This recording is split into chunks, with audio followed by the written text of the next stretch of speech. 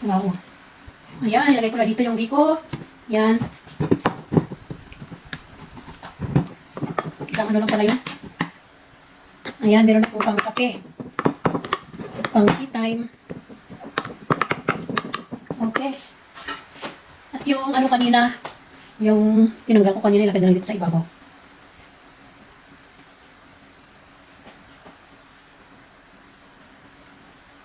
Ayan.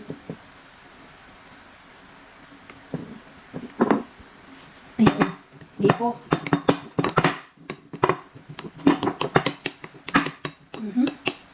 Lagyan natin itong ano lang yung din yan, oh. Okay.